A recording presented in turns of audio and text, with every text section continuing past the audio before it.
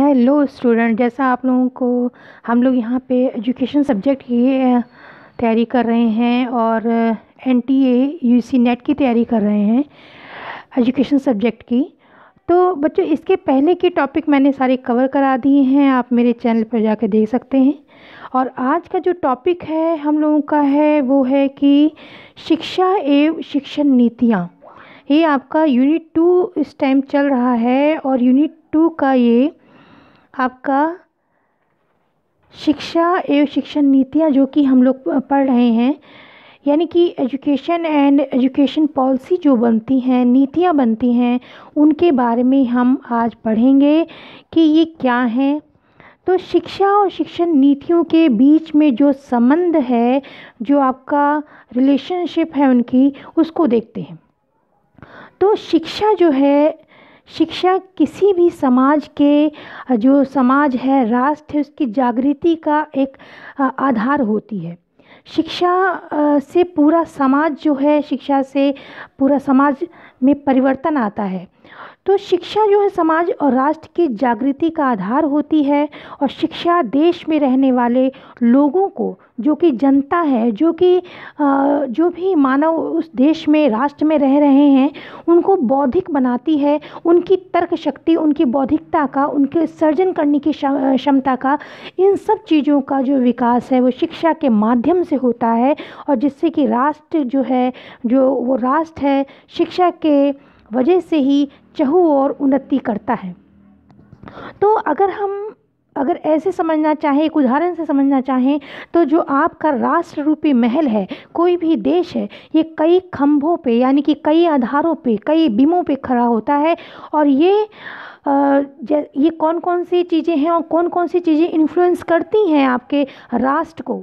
एक सबसे मुख्य तो इसमें शिक्षा है आपकी, और आपका राजनीति हो गया, अर्थव्यवस्था हो गई, संस्कृति हो गई आपकी, और ये प्राकृतिक संसाधन, जो वहाँ के जो खनिज पदार्थ हैं, जो प्राकृतिक जो भी संसाधन मिले हुए हैं वो चीज़ें, और जो एक मानव संसाधन जो है, मानव भी एक पूंजी के रूप में देखा जाता है, मानव संसाधन। तो ये सब चीज़ें जो हैं उस राष्ट्र को उन्नति के मार्ग पर अग्रसर करती हैं।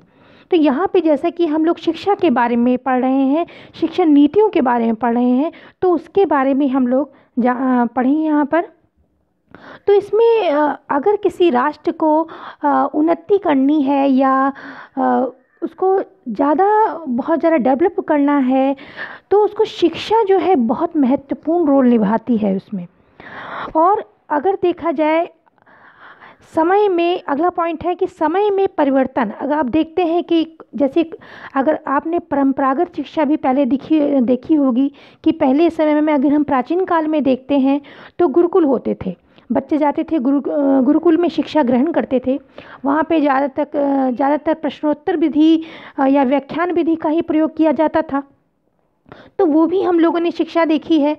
और फिर पहले की जो शिक्षा थी वो समाज जो है, समाज के कंधे पर उसका पूरा बोझ था।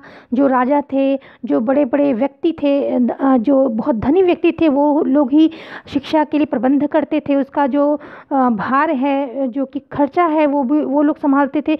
लेकिन जब धीरे धीरे ये समय में परिवर्तन आया, तो जो शिक्षा का प्रचार का जो काम है वो एक तरह से राज्य के हाथ में आ गया, यानी कि राष्ट्र के हाथ में आ गया। फिर राज्य ने शिक्षा को प्रचार प्रसार करने के लिए, उसमें परिवर्तन करने के लिए, उसमें नीतियाँ बनाने के लिए बागडोर संभाल ली। तो जो हमारी शिक्षा है, समय के अनुसार, समय जैसे जैसे परिवर्तित होता है, अब जैसे कि हम लोगों के कंट्री में ब्रिटिश लोग आए थे, उन्होंने बहुत समय तक शासन किया। तो उन्होंने जो शिक्षण व्यवस्था को अपने हिसाब से चलाया, क्योंकि उनको यहाँ पर शिक्षा का प्रसार इसलिए करना था कि वो अपनी फैक्ट्रियाँ चलाने के लिए, अपने शासन को आगे बढ़ाने के लिए एक जो क्लर्क है उसको तैयार कर पाएँ। उनको ये इससे मतलब नहीं था कि लोगों की बौद्धिकता कितनी बढ़ रही है, लोगों का जो उनका मानसिक डेवलपमेंट कैसे हो रहा है, उनको इससे कोई मतलब नहीं था। वो केवल एक अपनी शासन व्यवस्था को चलाने के लिए एक क्लर्क बनाना ही चाहते थे। तो इसी हिसाब से वो नीतियाँ बनाते थे, जिसमें कि एक जो उनकी एक तरह से जो रुचि कही जाए या एक तरह से जो उनका ध्येय कहा जाए वो यही था कि वो अपने शासन को किस प्रकार से आगे बढ़ाएं और किस तरीके से हम लोगों पे शासन करें। तो उसके बाद जब महात्मा गांधी ने बुनियादी शिक्षा की बात की, बेसिक शिक्षा की बात की, उसमें बेसिक शिक्षा की बात की कि बच्चों को कैसे पढ़ाया जाए या कैसे उनकी स्किल उनको इस लायक बनाया जाए कि वो अपनी जीविका को अर्न कर सकें।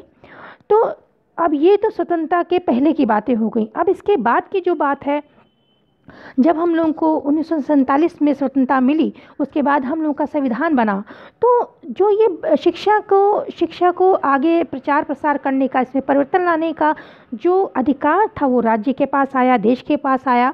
तो उसके बाद अगर हम लोग देखें और समय के परिवर्तन के साथ, अब समय में जो परिवर्तन हुआ, धीरे धीरे समय बदला और समय के साथ बहुत सी आधुनिकता जो होती हैं, आधुनिकता आती हैं।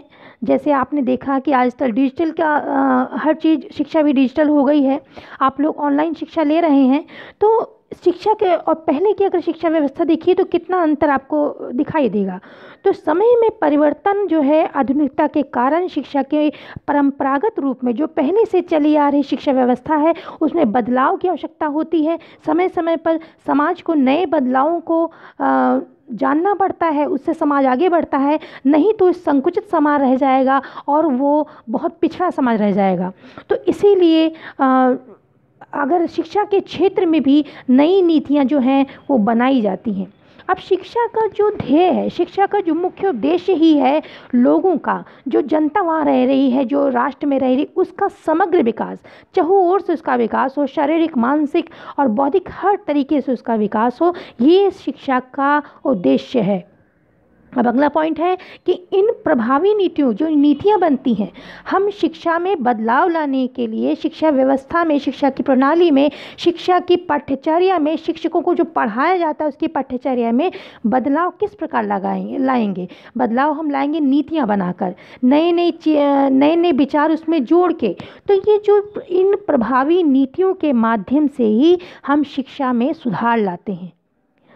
उसमें एक समिति गठित की जाती है, उसमें जो बहुत ही बहुत ज्ञानी है या शिक्षाविद हैं, प्रोफेसर हैं, उन सबको या दार्शनिक हैं, उन सबको शामिल किया जाता है। उनके माध्यम से और यहाँ तक कि जो बाहर की कंट्रीज से भी जो शिक्षाविद हैं उनको भी बुलाया जाता है और सबको एक समिति से एक प्रोजेक्ट बना के एक कार्यभार ये शिक्षा में सुधार करने के लिए नीतियाँ बनाने के लिए इनवाइट किया जाता है।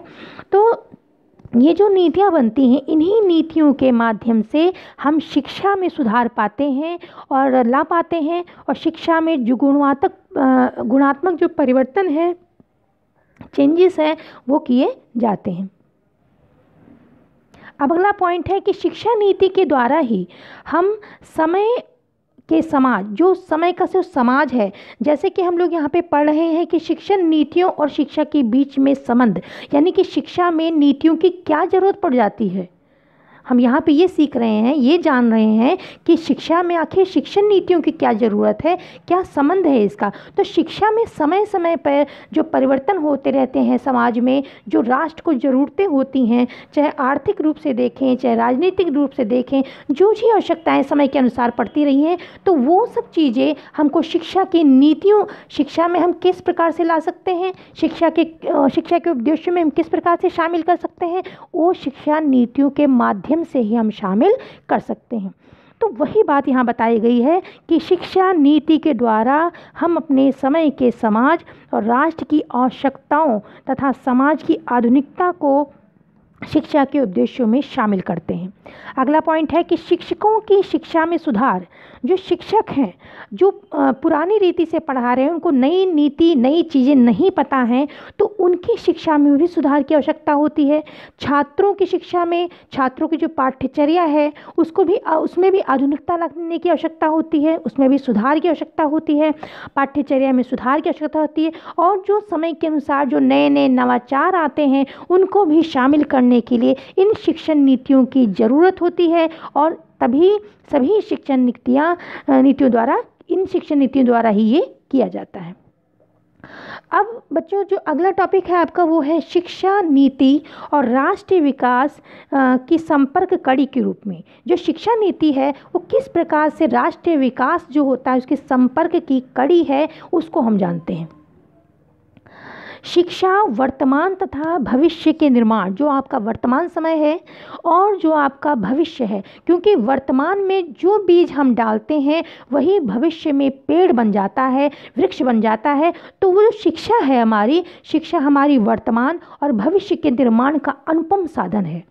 स्वतंत्रता के पश्चात जब हम लोग को आज़ादी मिली है, स्वतंत्रता के पश्चात शिक्षा में सरकार ने शिक्षा को प्रभावी बनाने के लिए और गुणवत्ता उसमें गुणात्मक सुधार लाने के लिए और सब लोगों तक जैसे कि आप लोग जानते हैं कि बहुत लोग साक्षर नहीं थे उस समय। आज़ादी जब हम लोग को मिली है तो ज़्यादातर लोग जो थे, ज़्यादातर जनता निरक्षर थी। वो अक्षरों का भी, यहाँ तक कि उसको बेसिक जो एक मूल रूप से पढ़ना आना चाहिए वो भी नहीं आता था। तो शिक्षा को प्रभावी बनाने के लिए, उसमें गुणात्मक सुधार लाने के उद्देश्य से अनेक समितियां और गठित की गई।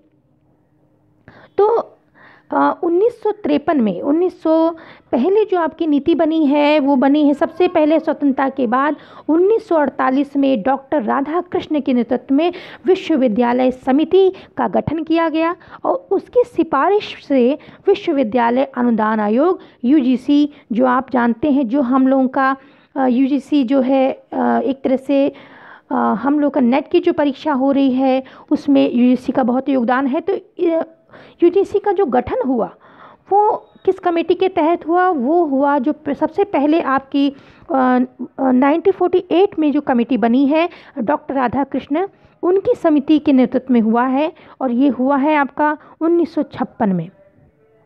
उसके बाद जो समिति बनी है 1953 या 54 में बनी है माध्यमिक शिक्षा आयोग, यानी कि मुदालियर आयोग। जो माध्यमिक शिक्षा आयोग से संबंधित मुदालियर आयोग, इसके जो अध्यक्ष थे वो मुदालियर जो प्रोफेसर मुदालियर थे। और ये इन्होंने जो माध्यमिक शिक्षा है आपकी सेकेंडरी जो शिक्षा है उस पर इन्होंने सुधार या उस पर सुझाव दिए थे, तो इसीलिए इसको माध्यमिक शिक्षा आयोग के नाम से भी जानते हैं और मुदालियर शिक्षा आयोग के नाम से भी इसको जानते हैं। अगर आपको ये हम लोगों को जो अभी हम लोगों ने यूनिट जो क्रॉस किया है वर्मा समिति, जो फर्स्ट यूनिट था उसमें वर्मा समिति थी और ये सारी समितियां जी, तो सारे कमीशन हम लोग पढ़ चुके हैं। अगर आप चैनल पे जाएंगे तो आपको मुदालियर आयोग अगर डीप में पढ़ना है, क्योंकि आपको निश्चित रूप से पढ़ना चाहिए ताकि अगर उससे रिलेटेड कोई सुझाव आए तो आप आराम से उसको कर सकें। तो अगर आपको डीपली पढ़ना है तो आप मुदालियर आयोग उसमें पढ़ सकते हैं। जो अगली आपकी कमेटी बनी थी वो है 1964 यानी 66 में कोठारी आयोग आया था। तो जो कोठारी आयोग था इसने संपूर्ण शिक्षा स्तर पे, यानी कि जितने भी लेवल होते हैं लेवल हैं उसके, आपके जो नर्सरी है, जो प्राथमिक विद्यालय हैं और जो पूर्व प्राथमिक हैं, माध्यमिक हैं, उच्चतर जो विद्यालय हैं, उन सभी स्तरों पर सुधार की बात कही थी, सुधार के लिए सुझाव दिए गए थे। इसीलिए हम कोठारी आयोग को कहते हैं कि संपूर्ण शिक्षा व्यवस्था में इन्होंने सुझाव दिए हैं, उसको इम्प्रूव करने के लिए अपने जो सिफारिशें की हैं। और उसके बाद आपका 1961 में NCERT जो है उसका गठन किया गया। 1986 में नई शिक्षा नीति बनी और इसमें कुछ महत्वपूर्ण सुझाव जो दिए गए हैं वो हैं, जैसे अध्यापकों की शिक्षा प्रणाली में आवश्यक परिवर्तन लाए जाएं। और सेकंड है आपका जिला शिक्षा प्रशिक्षण, जो डाइट है आपका, जिला शिक्षा प्रशिक्षण संस्थानों की स्थापना की जाए, जिसमें कि प्राथमिक विद्यालयों के जो शिक्षक हैं और जो अनौपचारिक शिक्षक हैं, जो अनौपचारिक शिक्षा हो रही है, जो कि साक्षरता लाने के लिए 15 से जो 35 वर्ष के लोग थे उनको साक्षर बनाने के लिए पूर्ण शिक्षा जो थी उनके कार्यकर्ताओं को जो प्रशिक्षण दिया जाता है उसकी भी व्यापक व्यवस्था की जाए, ये सुझाव दिया गया। अब अगले टॉपिक पे हम लोग चलते हैं। अगला टॉपिक है आप लोगों का कि शिक्षण नीति का राष्ट्र निर्माण में क्या योगदान है। अब अगर बच्चों ये हम लोग देखें कि शिक्षण नीति का राष्ट्र निर्माण में क्या योगदान है, तो इसका हर क्षेत्र में योगदान है। चाहे आप अर्थव्यवस्था में देखें उसको आगे बढ़ाने के लिए, चाहे आप राजनीति में देखें उसको आगे बढ़ाने के लिए, चाहे आप संस्कृति को अपनी देखें, संस्कृति को नई पीढ़ी में डालने के लिए, नई पीढ़ी में उसको पहुंचाने के लिए शिक्षा ही माध्यम है। और तो आपने हर क्षेत्र में शिक्षा का इन्फ्लुएंस रहता है। तो इसीलिए अब यहाँ पे हम लोग जो पढ़ रहे हैं कि राष्ट्र निर्माण में उसका योगदान क्या है। शिक्षा नीति को राष्ट्रीय विकास के बीच की महत्वपूर्ण कड़ी माना जाता है और एक सुदृढ़ और शिक्षा नीति न केवल समाज को ही प्रभावित करती है बल्कि राष्ट्र के निर्माण में महत्वपूर्ण भूमिका निभाती है। और शिक्षा नीति, अगला पॉइंट है आपका कि शिक्षा नीति शिक्षा को तर्कसंगत और वैज्ञानिक अभिवृत्ति बना के राष्ट्र विकास में महत्वपूर्ण योगदान देती है।